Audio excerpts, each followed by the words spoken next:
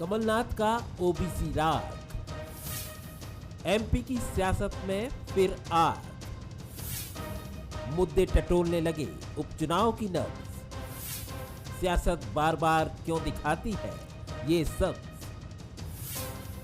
OBC आरक्षण को लेकर एक बार फिर पूर्व सीएम कमलनाथ ने सरकार पर निशाना साधा है। ये बयान अचानक आया है या फिर इसका कोई कनेक्शन है, ये भी आपको समझ में आ ही जाएगा जब आप पूरी खबर देखेंगे।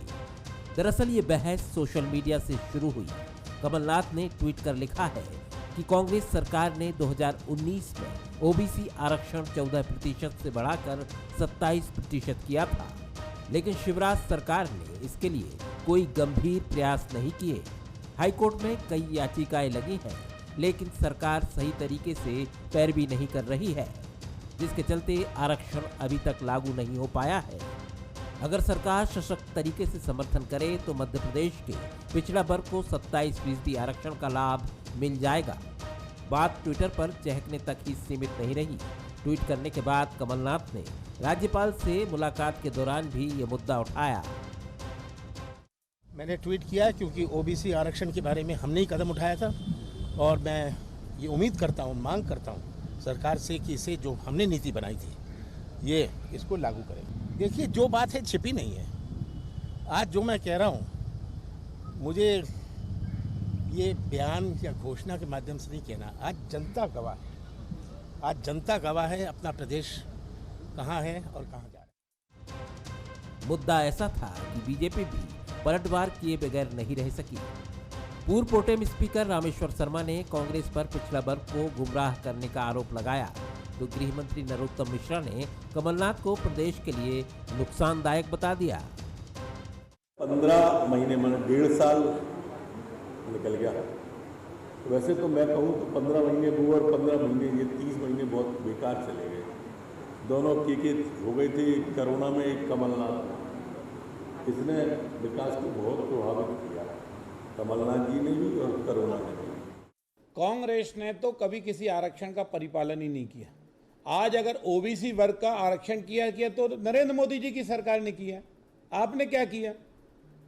और ओबीसी आयोग को संवैधानिक दर्जा दिया तो श्रीमान नरेंद्र मोदी जी की सरकार ने दिया। सामान्य वर्ग के लिए जो 10% का आरक्षण दिया था, आपने तो उसके भी भट्टा बैठाल दिया था, उसको ही उठा के कोठरी में पटक दिया था। जानकारों की माने तो मध्य प्रदेश की सियासत में पहले कभी जातिगत फैक्टर इतना अहम नहीं रहा, लेकिन 2018 के विधानसभा चुनाव में दलित, ओबीसी और सामान्य वर्ग को केंद्र में रखकर चुनाव लड़े जाने का चलन बढ़ा। एक रिपोर्ट के मुताबिक मध्य प्रदेश में सबसे ज्यादा करीब 52% ओबीसी वोट है और प्रदेश में 4 उपचुनाव भी होने हैं, जिसमें एक लोकसभा का भी उपचुनाव है। आने वाले दिनों में स्थानीय निकाय के चुनाव भी होने हैं। समझा जा सकता है कि यूं ही नहीं कमलनाथ ओबीसी आरक्षण का मुद्दा उठा रहे हैं। नमस्कार, मैं हूं शरद द्विवेदी और हमारा आज का मुद्दा है कांग्रेस का ओबीसी दांव। राजनीति दांव का नाम है और इसीलिए यहाँ शतरंज की जो बिसातें बिछी रहती हैं उस पर मोहरे चलते रहते हैं और एक दूसरे के साथ शह और मात का खेल खेलने की कोशिश भी जारी रहती है। ओबीसी आरक्षण एक ऐसा ही मसला है जिस पर न कभी बीजेपी चूकती है और न ही कांग्रेस चूकने की कोशिश करती है, क्योंकि दोनों को मालूम है कि ये बहुत महत्वपूर्ण मुद्दा है और इस मुद्दे को लेकर कोई भी कोताही नहीं बरती जानी चाहिए। इसीलिए जानकारों का ये भी कहना है, राजनीतिक पंडितों का भी ये मानना है कि बहुत जल्दी मध्य प्रदेश सरकार किसी मजबूत फैसले के साथ इस मसले पर सामने आ सकती है और वो बिल्कुल नहीं चाहती है कि इस मसले पर कहीं कोई सियासत का मौका कांग्रेस को मिले। जैसा कमलनाथ जी ने तुरंत इस मुद्दे को देखते हुए इस पर वो झपटे और ये भी उनका अधिकार है। विपक्षी दल के प्रमुख नेता और मध्य प्रदेश में अब तो कांग्रेस के कर्णधार के तौर पर वो देखे जाते हैं, तो उन्होंने भी जो किया वो भी राजनीति का एक हिस्सा है और अब जो बीजेपी करने वाली है वो भी राजनीति का और जनधर्म का एक हिस्सा है। तो राजनीति के 2 ही सबसे महत्वपूर्ण पहलू होते हैं। पहला जनधर्म और जनधर्म से जुड़ी सियासत जो कई बार वोट कबाड़ने की तरफ भी जाती है। और इसीलिए कई मसले ऐसे होते हैं जहां राजनीतिक दलों की या सियासतदान की मजबूरी कह लीजिए या उनका आकर्षण कह लीजिए, इसको जिस रूप में भी देखा जाए, इसको देखा जा सकता है, तो इसकी तरफ भी राजनीतिक दल बढ़ते हैं। आज इसी अहम विषय पर हम बात करेंगे। जो मेहमान हमारे साथ हैं उनसे मिल लीजिए। मेरे साथ भोपाल स्टूडियो में हैं कांग्रेस के विधायक संजय यादव जी, बहुत स्वागत करता हूं संजय जी। नमस्कार। वरिष्ठ पत्रकार राजनीतिक विश्लेषक गिरीश उपाध्याय जी हमारे साथ हैं, उनका मैं बहुत स्वागत करता हूं। और बीजेपी से जल्दी ही मेहमान हमारे साथ जुड़ेंगे, उनका परिचय उसी समय। गिरीश जी, आप किस तरह देखते हैं इस मसले को? चर्चा ये भी है कि मध्य प्रदेश सरकार इस पर किसी ठोस फैसले के साथ जल्दी सामने आने की तैयारी कर रही है, तमाम इसके पहलू के अध्ययन के बाद। दूसरी तरफ कांग्रेस ने इसको तत्काल इस पर एक सियासी मोर्चा खोला है और जिस तरह से आनन फानन में नेता प्रतिपक्ष पीसीसी चीफ कमलनाथ पहुंचे राजभवन और उनके ट्विटर हैंडल से लगातार ट्वीट्स की झड़ी लगी, किस तरह से आप देखते हैं? जी देखिए शरद जी, मध्य प्रदेश में ओबीसी का जो मुद्दा है काफी लंबे समय से ये चल रहा और जिसका जब मौका लगा तब उसने इस मुद्दे को भुनाने की कोशिश की है। तो ये कोई नई बात नहीं, सारी चीज। अब इसका दो पक्ष के, एक तो हम इसको ये माने कि जो मध्य प्रदेश की राजनीति है जो अभी तक इस तरीके के जाति और वैसे समीकरणों से थोड़ी सी दूर रही है, तो धीरे धीरे ये उसकी ओर, दिशा की ओर जाते हुए कदम है। और लेकिन ओबीसी का मध्य प्रदेश में जो शेयर है वो बहुत बड़ा है और कोई भी राजनीतिक दल ये नहीं चाहता कि उस शेयर को, जो कि एक पॉलिटिकल शेयर भी बहुत बड़ा होता है उसका स्टेक में, तो वो कोई खोना नहीं चाहते। तो इसलिए आपको ये उठापटक हमेशा देखने को मिलती रहेगी। प्रश्न ये है कि आप ओबीसी का नाम लेकर जब राजनीतिक लाभ लेने की बात आती तब तो बहुत सारी चीजें और सारे मुद्दे खड़े हो जाते, लेकिन जब देने की बात आती है तब आप ओबीसी को कितना रिप्रेजेंटेशन और बाकी उन चीजों को देते हैं। अगर आप जैसे आप उसको मतलब अदरवाइज उसको दृष्टि से नहीं देखें तो आप अगर यूं ही देख लें जी कि मध्य प्रदेश में कांग्रेस के इतने सारे शासनकाल के दौरान कितने ओबीसी चीफ मिनिस्टर हुए और बीजेपी के दौरान कितने ओबीसी चीफ मिनिस्टर हुए, तो आप प्रतिनिधित्व की स्थिति को भी हमको देखना पड़ेगा। और ये बात जरूर है कि पिछली कमलनाथ सरकार ने इसके बारे में कैबिनेट से एक डिसीजन किया था, 17% से बढ़ाकर शायद 24 या 27% करने को उन्होंने कहा था और उसको, लेकिन हाईकोर्ट ने उसको स्टे कर रखा। तो एक तरीके से ये मामला अब न्यायालय में है, तो इस पर सरकार को किसी ठोस निर्णय के साथ आना पड़ेगा, जिसकी तरफ आपने संकेत दिया है वो तो है ही। लेकिन एक सबमिशन ये भी है कि अगर कांग्रेस ओबीसी को इतना ही करना चाहती है और सारी चीजें निश्चित रूप से उसको फायदा भी नजर आता है, तो एक पहल कांग्रेस की तरफ से की जा सकती है एक टोकन के तौर पर ही कि मध्य प्रदेश में नेता प्रतिपक्ष और कांग्रेस के अध्यक्ष पद में से कोई एक पद किसी ओबीसी नेता को दे दिया जाए। जी हाँ। तो आप पहल तो आपको करनी पड़ेगी ना, इसीलिए मैंने कहा कि आप ओबीसी से लेना तो चाहते हैं लेकिन ओबीसी को देना नहीं चाहते। इतिहास गवाह है शरद जी के एक समय एक वरिष्ठ ओबीसी नेता का मुख्यमंत्री बनने का अवसर आया था, लेकिन उनका अवसर नहीं मिला। मध्य प्रदेश में अनुसूचित जनजाति की बात बहुत होती है। एक समय अवसर आया था कि जब अनुसूचित जनजाति के व्यक्ति को जो है वो मुख्यमंत्री बनाने की तमाम सारी वो हो गई थी तैयारी, लेकिन नहीं मिला। तो आपको यह देखना पड़ेगा कि आप ओबीसी की अगर बात भी करते हैं तो अंतिम जो लाभ है वो अंतिम लाभ उनको मिल पाता या नहीं मिल पाता, या ओबीसी केवल वोट बैंक की दृष्टि से आप देखें, ये सवाल ज्यादा महत्वपूर्ण है। जी, आपने मौजूद सवाल उठाया है कि आखिर ये तमाम कोशिशें आरक्षण के दरवाजे पर ही आकर समाप्ति की तरफ क्यों बढ़ जाती हैं। राजनीतिक दलों का ये जो प्रेम है, चाहे वो जिस भी समाज के ऐसे तबके की जो आरक्षण के दायरे में आता है, अगर उनके लिए उनके मन में, हम ये नहीं कहते कि भाव नहीं है, भाव तो गहरा है ही, होना ही चाहिए, लेकिन ये भाव सिर्फ आरक्षण के दरवाजे तक ही सीमित न रहे। ये आगे बढ़े, पार्टी में तमाम महत्वपूर्ण पदों पर भी समाज के इस वर्ग के लोगों का प्राधान्य दिखे, उनकी संख्या अधिक दिखे, जिससे ये तो कहा ही जा सके कि कुछ चीज़ें कोर्ट के दायरे में चली जाती हैं, कुछ चीज़ें बहुत संवेदनशील हो जाती हैं, तो वहाँ हमारे हाथ में बहुत कुछ अभी नहीं रह जाता है, लेकिन यहाँ तो सब चीज़ें हमारे हाथ में हैं। संजय जी, बड़ा मौजू प्रश्न गिरीश जी ने रखा है कि आपकी पार्टी में 2 पद अभी संवैधानिक पद जो हैं वो एक पार्टीगत और एक विधानसभा नेता प्रतिपक्ष, एक पद दे दिया जाए और ओबीसी के प्रति कांग्रेस की निष्ठा और कांग्रेस के समर्पण का भी एक बहुत अच्छा उदाहरण होगा। देखिए, कांग्रेस ने हमेशा पिछड़ा हो, दबा कुचला हो, चाहे गरीब हो, मजदूर हो, आदिवासी हो, इनका सबका हितों का ध्यान रखा है।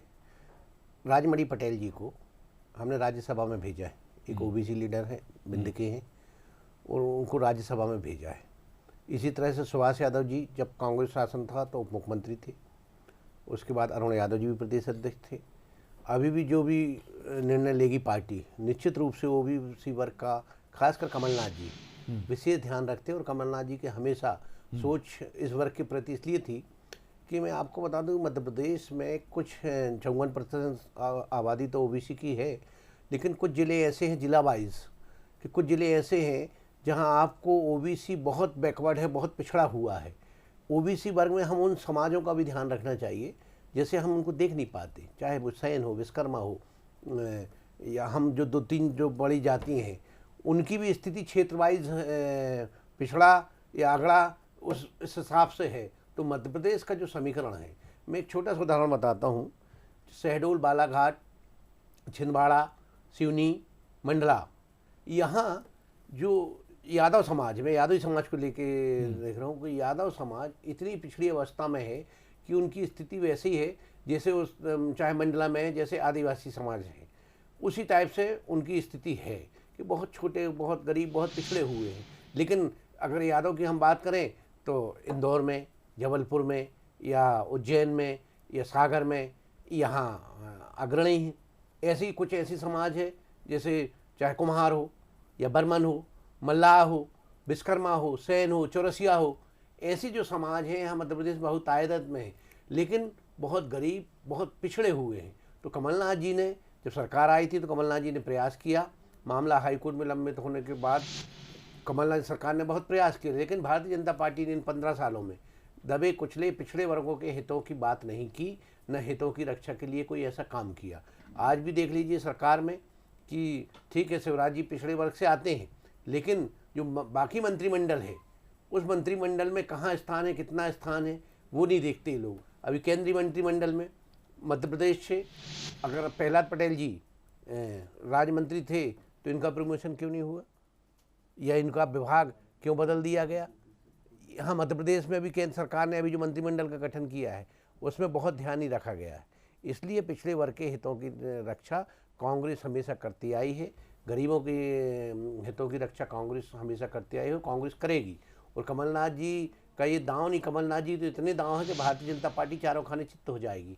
अभी देखते रहिए आगे आगे होता है क्या। ये तो वक्त बताएगा, जो आपका दावा है कि आगे कांग्रेस किस रूप में आगे बढ़ती है। गिरीश जी तक शायद आवाज़ नहीं पहुंच रही है, मैं टीम से आग्रह करूंगा कि देखें वो एक बार इस चीज़ को लेकर। संजय जी, मैं बीजेपी के साथी जब तक जुड़ेंगे हमारे साथ, जब तक एक सवाल आपसे और मेरा रहेगा जी। आखिर कुछ चीज़ें तो ऐसी हैं जिनमें पार्टी को, मैं नहीं कहता कि ये जाति की राजनीति है, ये समाज के उस वर्ग के लिए हमारी चिंता और सरोकार है जो बहुत स्वाभाविक है। अब कई बार दुर्भाग्य ये है कि राजनीति की मैं उसको मजबूरी कहूँ या उसको मैं कहूँ कि उसको लबादा कुछ भी उड़ा दिया जाता है, लेकिन वो घोर जाति की राजनीति की तरफ भी चला जाता है मसला। उससे उस वर्ग का कितना भला होता है ये तो हमने बहुत कम देखा, लेकिन इसको लेकर वोट डिवीज़न, आपसी लड़ाइयाँ और राजनीतिक विद्वेष बढ़ते हुए हमने बहुत देखा। ऐसी परिस्थितियाँ तो नहीं निर्मित होनी चाहिए। देखिए, ये कांग्रेस में कभी परंपरा नहीं रही कि समाज को लड़ाना, जातिवाद में बांटना। ये भारतीय जनता पार्टी की परंपरा रही, धर्म के आधार पर बांटना, जाति के आधार पर बांटना। कांग्रेस ने कभी प्रयास नहीं किया, कांग्रेस की संस्कृति में कभी बांटने वाली संस्कृति थी ही नहीं। कांग्रेस ने तो हमेशा गरीब कुचले जो बैकवर्ड है इसलिए 27% आरक्षण करना चाह रहे थे। कि बैकवर्ड, जो मैंने पूर्व में आपको बताया कि कुछ समाज ऐसी बहुत ही बैकवर्ड हैं, उनकी स्थिति और क्षेत्र वाइज, ऐसा नहीं कि सारे क्षेत्र में कोई भी समाज है कहीं अग्रणी है, कहीं मजबूत है, लेकिन कुछ क्षेत्र वाइज इसको, जैसे हमारे यहाँ मध्य प्रदेश में शहडोल में चक्रवर्ती SC में आता है, लेकिन अपने हमारे यहाँ जबलपुर में वो OBC हो जाता है, ऐसे ही सिवनी में है। तो ये निर्धारण जो है क्षेत्र वाइज के हिसाब से कि जो समाज पिछड़ा हुआ है किस क्षेत्र में ज़्यादा पिछड़ा हुआ है, जैसे अभी है कुछ अलग अलग व्यवस्था है आरक्षण की, उस हिसाब से OBC को उसका लाभ दिया जाना चाहिए। चलिए, मैं सीधे रुख कर रहा हूँ बीजेपी के सीनियर लीडर और मिनिस्टर भारत सिंह कुशवाहा जी का, जो हमारे साथ जुड़ गए हैं।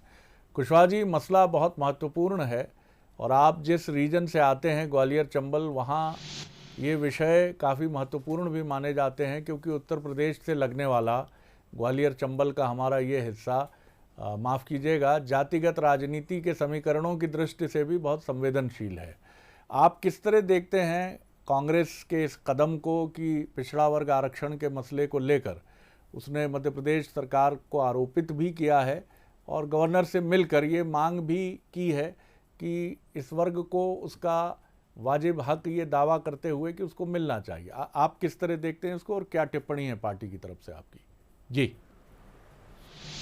जी शरद जी, देखिए, काम करने का तरीका जब लोगों के पास जब जिम्मेदारी होती है तब वो निर्भर नहीं करते हैं। कांग्रेस का हमेशा से जी ये रहा है कि पिछड़े वर्ग के लोगों को एक वोट बैंक के रूप में उपयोग करके और सत्ता तक पहुंचना। तो चूंकि जिस कांग्रेस की पुरानी आदत है, और जैसा कि कमलनाथ जी जो केवल मीडिया में और प्रिंट मीडिया में और सब में दिखने के लिए जिस तरह से जो 27% आरक्षण की जो बात कर रहे हैं, सच्चाई की बात तो ये है कि अब लोग बहुत जागरूक हैं, समझदार हैं। अब वो पिछड़े वर्ग के लोगों के लिए जो वो कहना चाहते हैं, मैं उनसे ये कहना चाहूँगा कि अब वो पिछड़े वर्ग के लोग नहीं है कि आपकी बातों में आ जाएं और गुमराह करने में आप सफल हों। जी, अब पिछड़ा वर्ग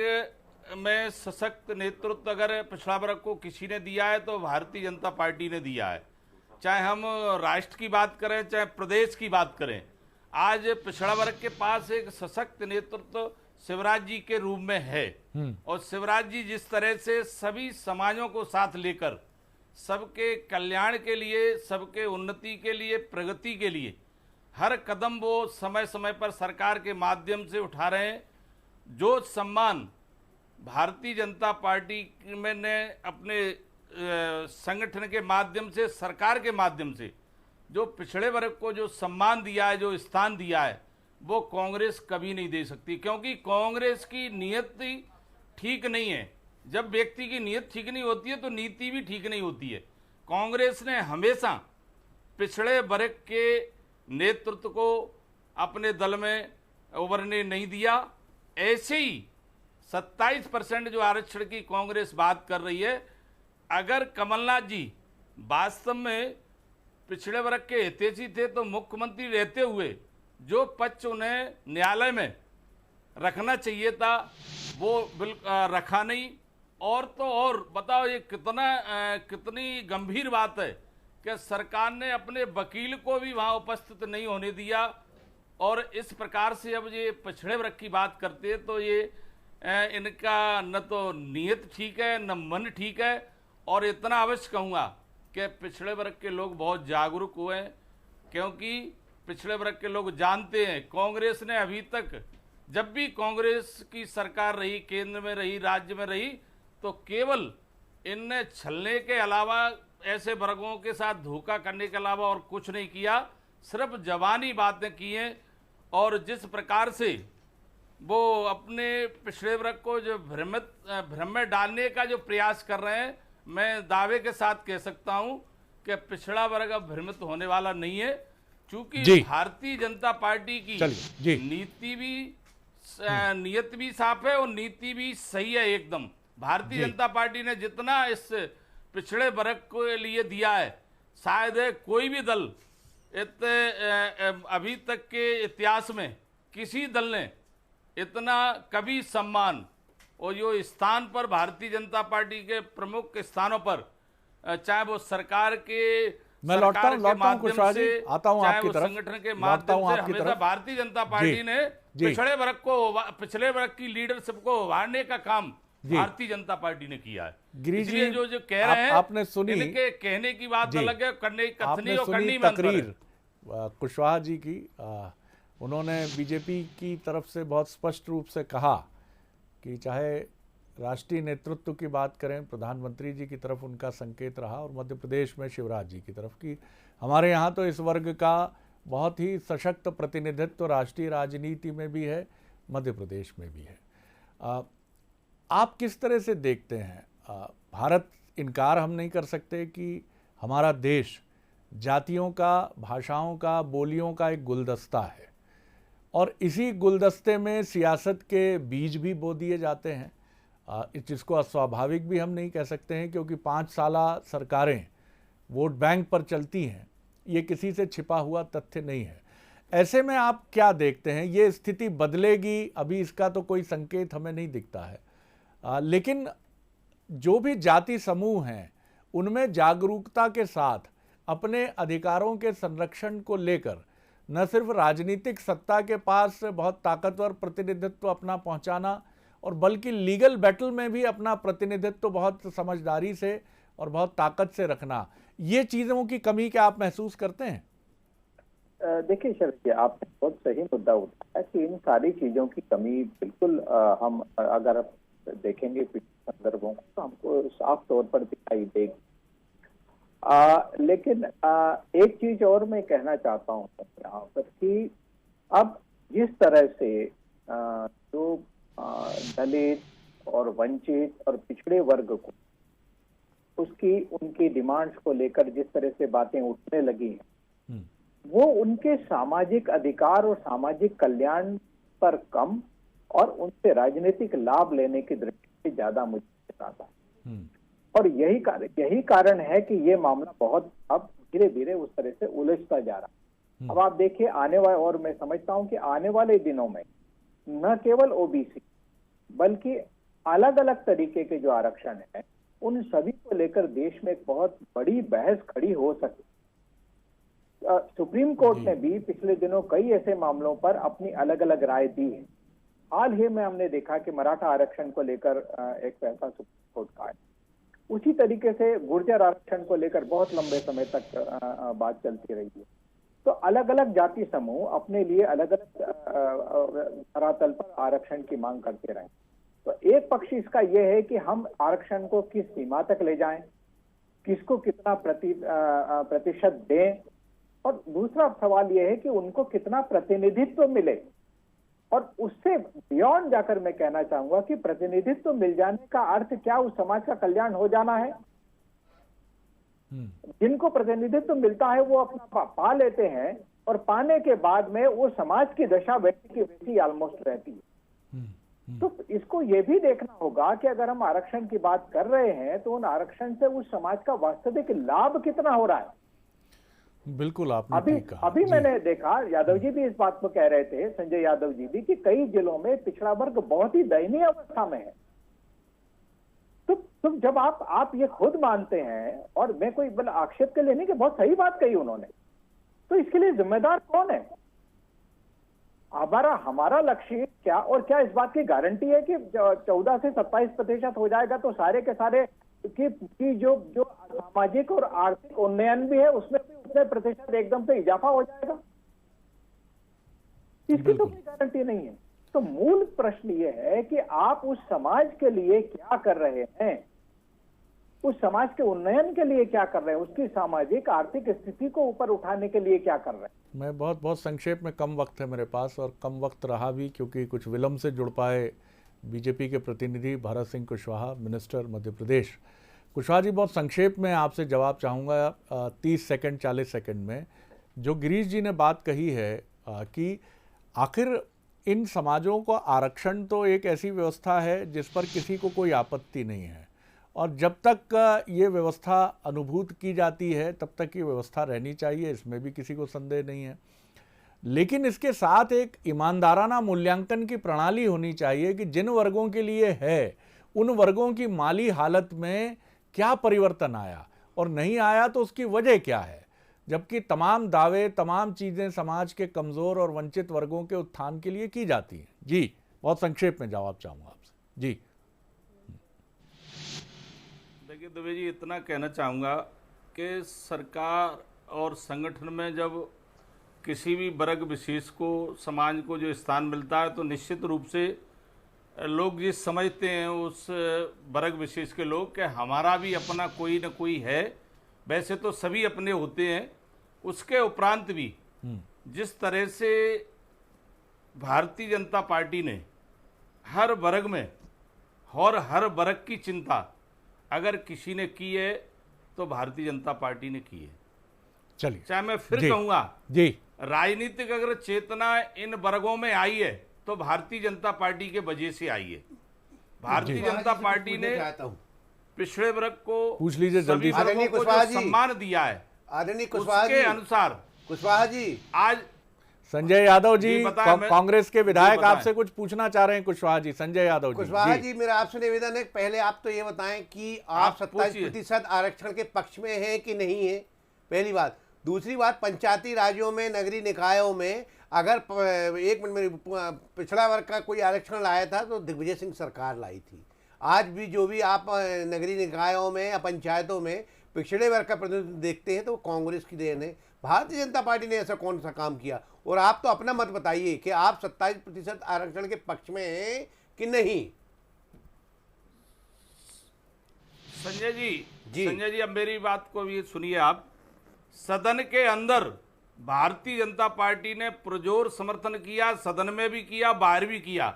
यदि 27% को आरक्षण को अगर लटकाने का काम किया है तो कांग्रेस की सरकार में हुआ है, कमलनाथ जी आप ठीक करेंगे कि नहीं करेंगे ये बताइए। कांग्रेस की नियत ठीक नहीं थी। आप ठीक करेंगे कि नहीं? आपकी नियत तो ठीक होगी तो आप कर लेना। बिल्कुल, आप करें ना।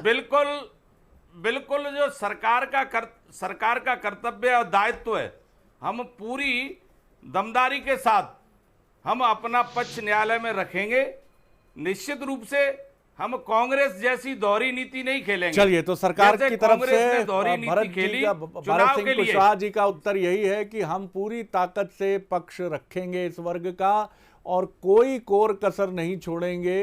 कहीं किसी भी तरह की कोई भी त्रुटि, कोई विसंगति इस वर्ग के साथ नहीं होने देंगे। उन्होंने बहुत पुरजोर तरीके से अपनी बात कही है और यही अपेक्षा है, चाहे बीजेपी हो, सत्ताधारी दल या विपक्षी दल कांग्रेस, कम से कम इस मसले पर कोई सियासत नहीं होनी चाहिए। कांग्रेस को भी पुरजोर तरीके से वो इसके साथ खड़ी है, उसको भी सामने आना चाहिए। और बीजेपी ने जो कमिटमेंट जैसा उसका कमिटमेंट है कि हम पूरी मजबूती से पक्ष रखकर पूरी कोशिश करेंगे कि अनुकूल निर्णय सामने आए। बहुत धन्यवाद भारत सिंह कुशवाहा जी, बहुत धन्यवाद संजय जी, बहुत धन्यवाद गिरीश जी। बने रहिए बंसल न्यूज़ पर। नमस्कार।